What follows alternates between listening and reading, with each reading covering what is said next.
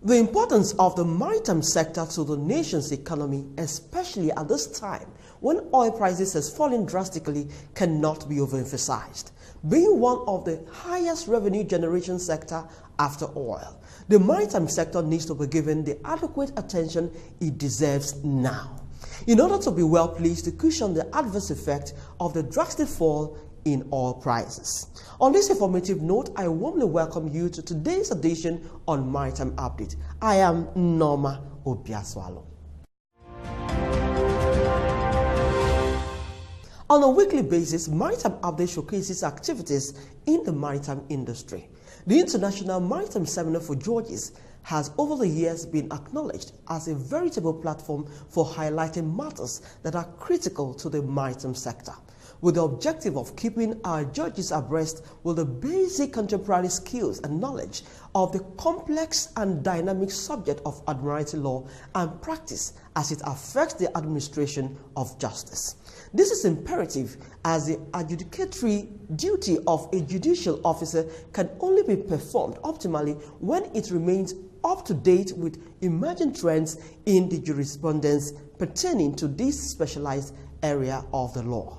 In this episode, we'll be focusing on the International Maritime Seminar for Georges.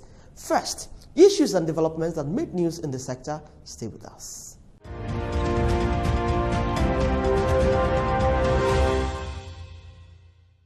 The federal government, through the Nigerian Shippers Council, has commenced moves to harmonize maritime laws relating to international trade with a view to bringing about an efficient trade within the region. Speaking at the opening ceremony of the 15th International Maritime Seminar for Georges, the Executive Secretary and CEO of the Nigerian Shippers Council, Hassan Bello, said that the Council, with the approval of the federal government, has concluded plans to approach other countries in the region to get their buy-in. Bello said that the common maritime law within the sub-region will have a positive effect on trading activities, adding that it will also give the region the strength to speak in one voice to protect its trading interests within the region, as we need to bridge the legal gap so as to have an efficient international trading system in the region for the benefits of its importers and exporters. He also spoke on the achievement and what the seminar portends for the future. The seminar has been successful. It has been consistent. This is the 15th edition, and for every 2 years, the industry looks forward. As a matter of fact, it has been called the prime event in the maritime calendar of West Africa. That is why it is very important to see what the seminar has been able to do, to rate it in terms of what are the legislations that have been formulated after this seminar, what are the judicial decisions that have emanated from this seminar, and also what are policy decisions of the government. This seminar addresses the judges, the judiciary. It addresses the administrators, that is the government. It also addresses the parliament. I'm happy to say that because of this seminar, 2 key legislations. The Council for Regulation of Freight Forwarders was a product of this seminar. The Domestication of Hamburg Rules, Carriage of Goods by Sea Act, was a result of this seminar. And even the Merchant Act that was incorporated into Nigerian laws, or certain aspect of it, was as a result of this seminar.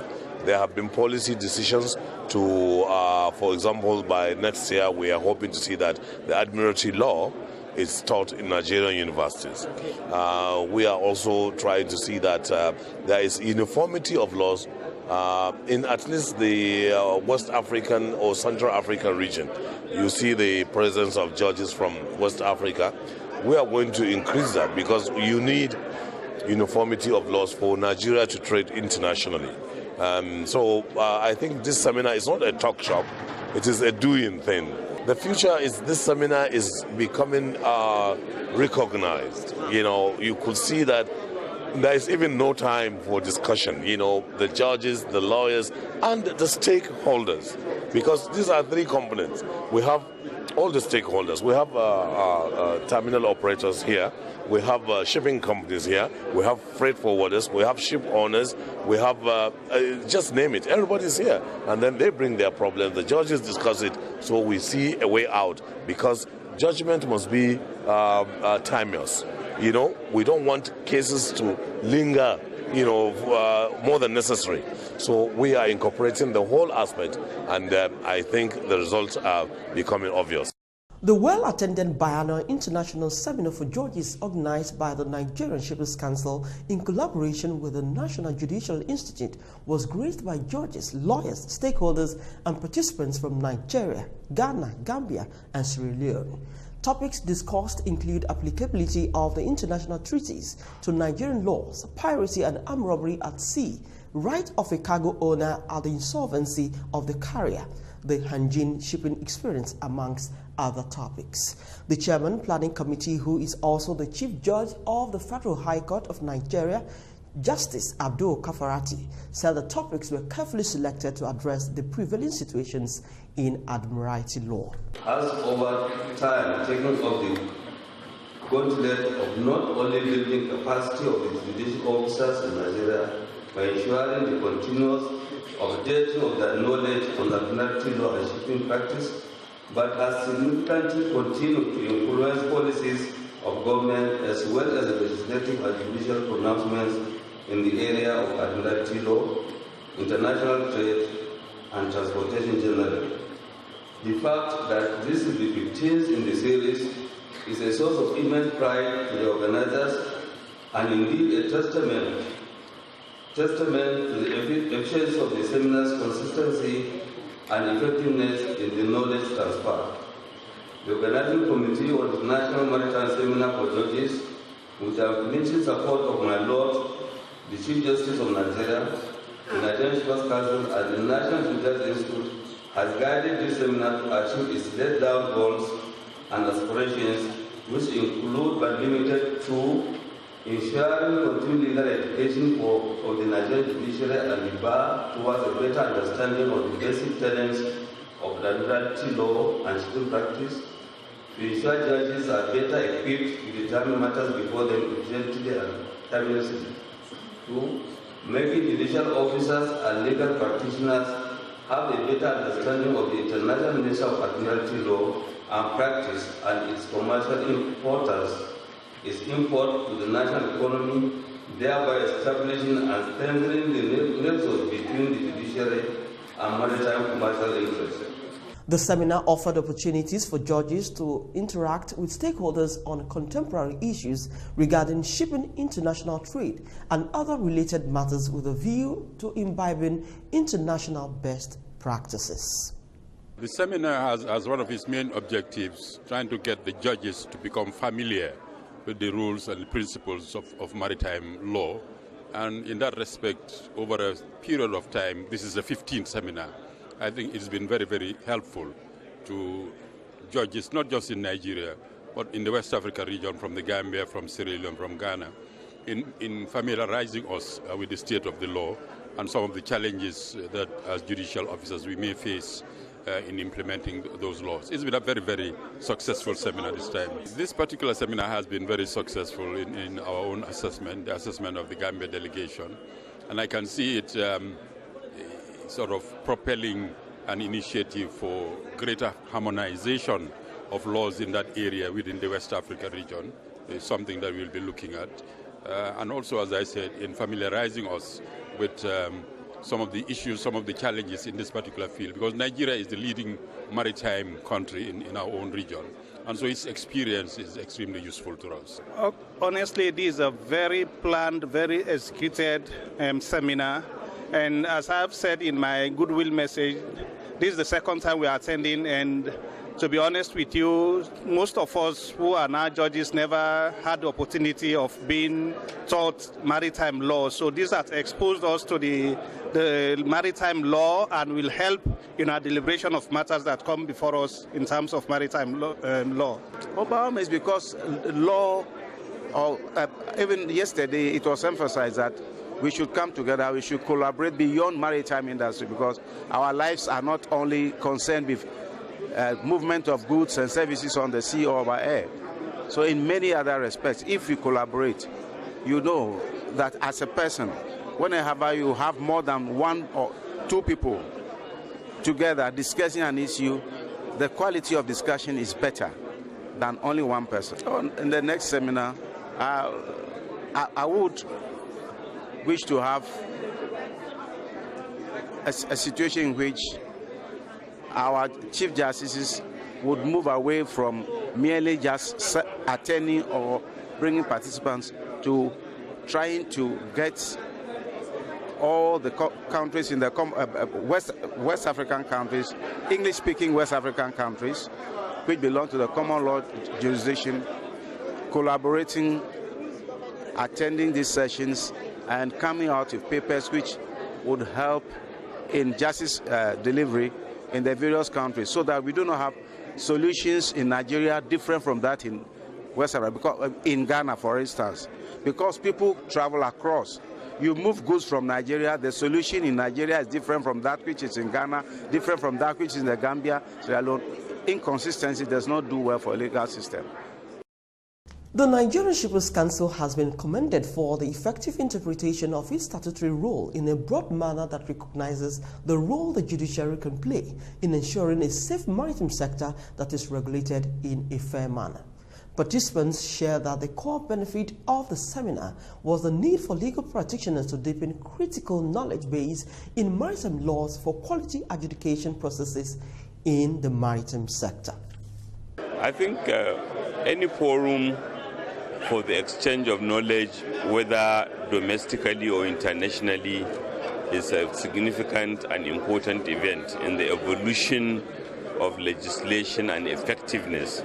And this International Maritime Seminar being such a forum which brings together justices, judges, lawyers, and other resource persons with significant knowledge of the maritime industry, including visiting judges and justices, visiting resource persons, is certainly an important element in our national quest for better legislation, especially given the fact that maritime legislation changes rapidly. Jurisdictional issues abound, and to have an opportunity to rub minds and update knowledge so that we can better have a legal framework that will help our operators to protect our maritime sector, promote competition, and provide confidence that will bring investors is a very, very significant event. And I must say a big thank you to the Nigerian Shippers Council for organizing this event. Before now, the judges really had absolutely no opportunity for any formal training on maritime law. Yet they've got to deal with these issues. And this is the pioneer seminar, and really still the main seminar where judges across the strata of courts are involved in learning. Now, it's also important to know that many of the justices at the appellate courts don't come through the Federal High Court, which ordinarily is the only court which has jurisdiction for maritime matters. This seminar affords that opportunity for the appellate judges who haven't come through the Federal High Court but have come through the State's High Court to develop their knowledge on the issues which they have to be dealing with at an appellate level. So yes, the Maritime Seminar for Judges has been a significant impact in the maritime industry, and we must commend the Nigerian Shippers Council. One of the areas where we think we need a bit more focus relates to discussion of core admiralty law disputes. You know, there are jurisdictional issues which are challenging the effectiveness of Nigeria's admiralty laws. And in fact, there are decisions which are obviously in conflict with core admiralty principles. We've not had as much of that at this particular seminar. So at the next seminar, I expect that admiralty jurisdiction broken down in the traditional pillar spaces needs to be given a bit more focus. And that's Maritime News. Maritime Update continues shortly. Stay with us.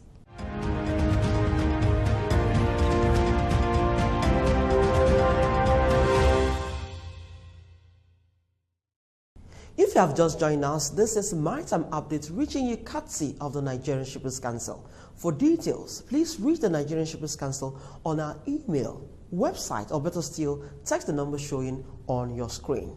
Now to the guest of the week. He is Dr. Kofi Mbia. He is the former Chief Executive Ghana Shipping Authority, Chairman Legal Committee of the International Maritime Organization, and the Chief Executive of Ghana Chambers of Shipping. In this interview, he spoke to us on the role of International Maritime Seminar for Judges on the African continent and how human capacity development will ensure the repositioning of the industry in the continent. Stay with us.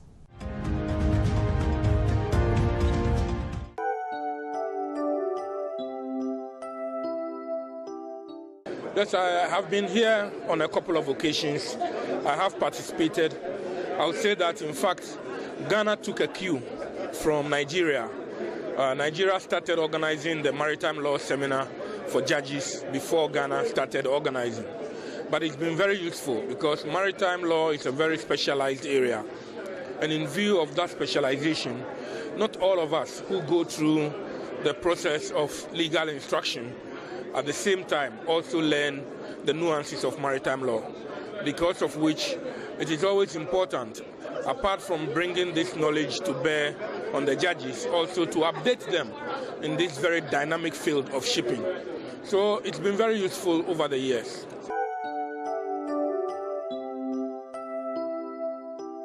Well, I am expecting that with what we have done in the past, we should begin to see this reflect in judgments which are delivered by the judges over the period. Nigeria has a wide array from all of the federal states and then also at the national jurisdiction, and the application of law in all of this has been indeed very, very useful. So my expectation indeed is that from this seminar, we should be able to have benchmarks by which we could judge how this has worked. Then we are in a position to see where we should correct flaws, errors, deficiencies, and then make it more substantive and more profitable, not only for the judges but also for other stakeholders.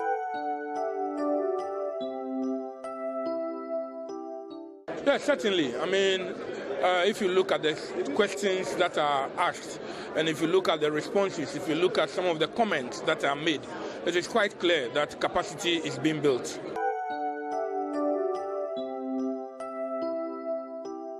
Yes, every time we talk about the law, but we must talk about operations. Operations and the law go together, and sometimes the operators are ahead of the law. So when we talk about admiralty law, we are talking generally about matters that relate to the sea and the seafaring traditions, including the commerce of the sea. And if we want to try as much as possible to get admiralty law ingrained, then it is not only the operations, it is not only the law as it's made by the legislators, but also as it's interpreted by the judiciary. And that is why seminars like this are important.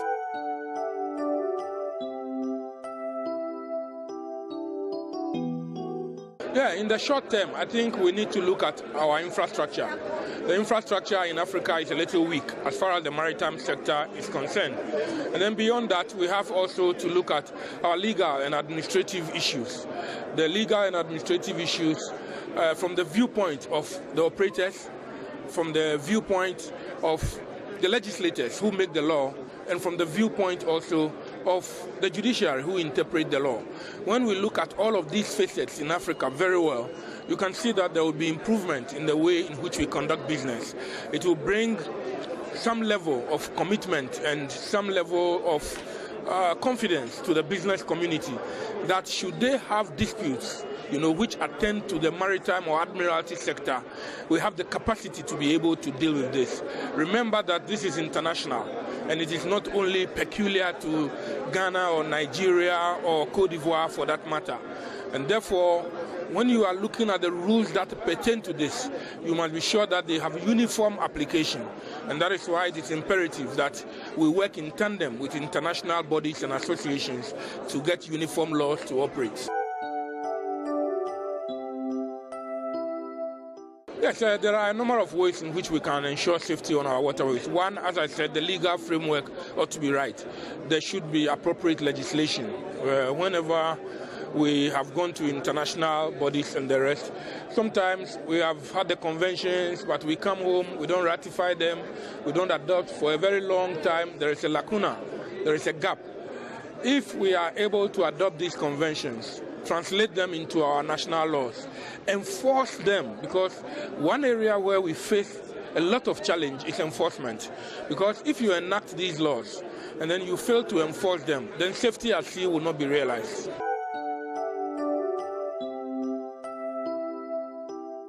Very important. We need to create a climate of confidence for export, for the business community. Governments have to create the environment. They have to focus on that area. Because Nigeria, for example, I know you export oil a lot, and that has been the mainstay of the economy. There should be diversification, because Nigeria can involve itself in a number of things. The same with Ghana, Cote d'Ivoire, Gambia, etc. So we need to create the environment which enables us to get exporters to export. Still, we are importing a lot in our side of the world. Containers are coming into the ports and they are leaving our ports empty, because on the export leg, there is no possibility for them to get enough cargo to go back on the export leg. And that makes freight rates a little expensive coming to the west coast of Africa. So if we can get sufficient return payloads, then it allows us to bring down freight rates and for there to be competitiveness in our export. I think in terms of policy, I like to talk about a comprehensive maritime policy framework. Not only for Nigeria, but for, say, the West and Central Africa. That comprehensive maritime policy should be looking at the cluster approach. It should be looking not only at ports and shipping, it should be looking wider than ports and shipping. You see, because when we talk about the sea has multiple uses. So you are talking about the tourism, you are talking about the fishery, you are talking about oil and gas, you are talking about a number of things that the sea can be put to. Today, we are talking about wave energy, wind energy, etc. from the sea. This multiplicity of uses is something that you need to couch appropriately in a comprehensive maritime policy. And when that policy is there, it then serves as a guide for all of the countries in the sub-region. So and that I think is important. As regards my main recommendation is one, that at the international level, we should coordinate more, we should cooperate more. For example, we talk about hub ports.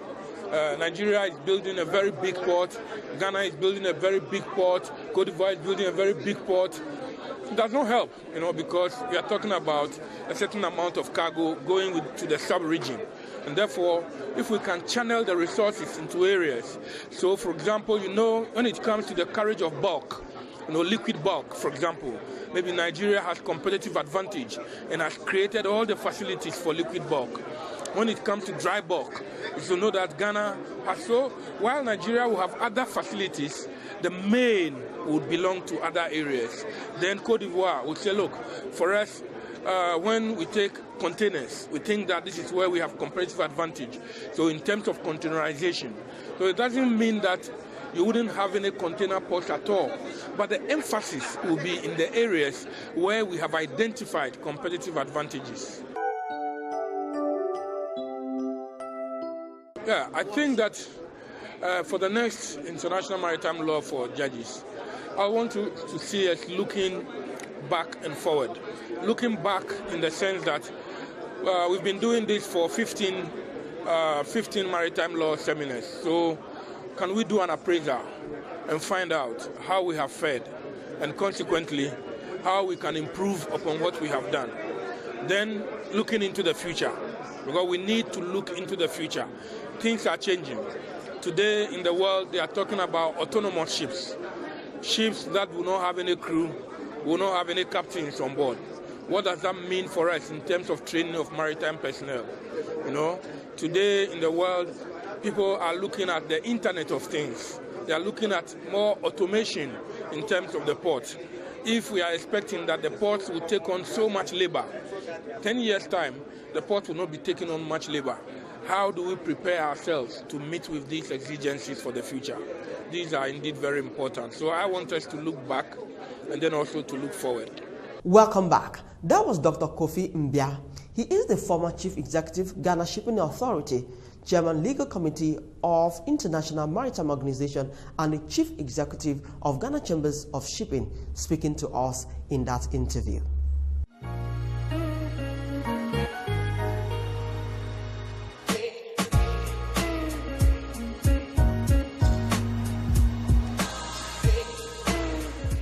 And that's a wrap on Maritime Update this week. I must thank you most kindly for being a part of this week's edition. Please send your comment and observation on the number showing on your screen. This show promises to bring you yet another exciting package next week. For more details, you can contact the Nigerian Shippers Council on our YouTube channel, Maritime Update. When you visit, please subscribe and also click the notification button. I am Norma Obiaswalo. Until I come your way again, same time next week, it's goodbye.